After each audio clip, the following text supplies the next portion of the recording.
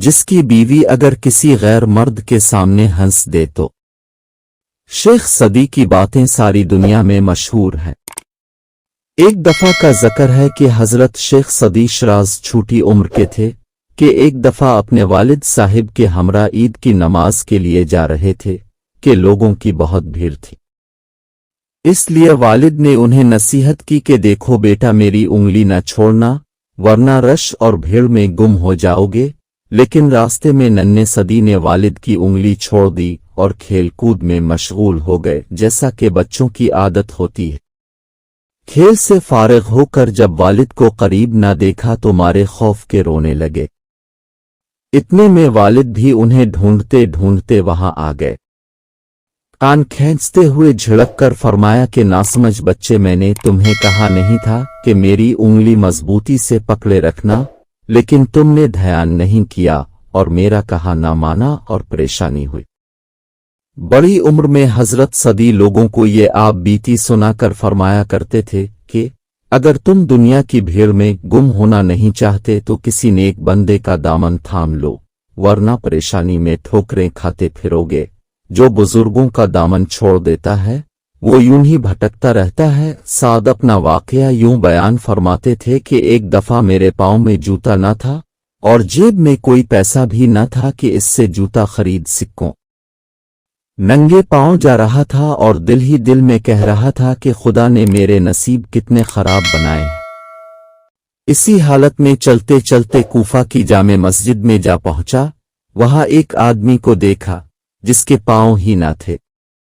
میں فوراً خدا کے حضور سجدے میں گر گیا اور خدا کا شکر ادا کیا کہ جوتا نہ سہی، خدا تعالیٰ نے مجھے پاؤں تو دے رکھے ہیں۔ صاحب دل انسان دوسروں کی تکلیف کو بھی اپنی تکلیف سمجھتا۔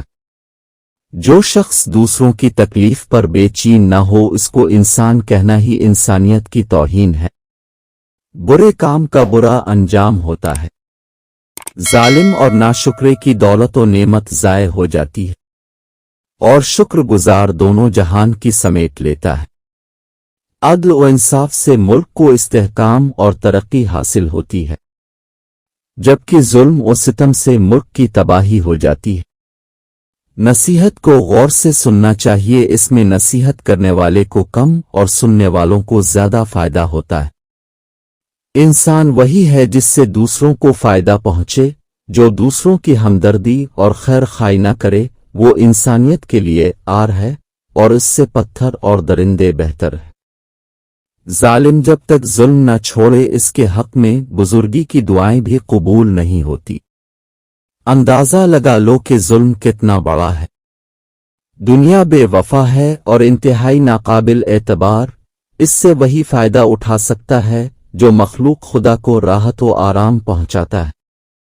اللہ پاک کی راہ میں خرچ کرنا اور مخلوق خدا پر رحم و کرم کرنا ہی انجام کار اخروی و کامیابی کا ضامن ہے۔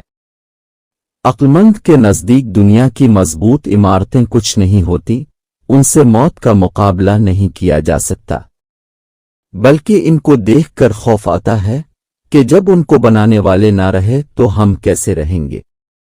بادشاہوں کی ناراضگی کے سبب حق گوئی کا فریضہ چھوڑ دینا اہل حق کا شیوا نہیں۔ جس کی بیوی غیروں کے سامنے ہنس دے تو سمجھ لیں اس کا مرد کہلانے کے قابل نہیں۔ گلچھڑے اڑانے والی عورت کا خاوند اگر روک نہ سکے تو اس کا گونگا بن جانا ہی بہتر ہے۔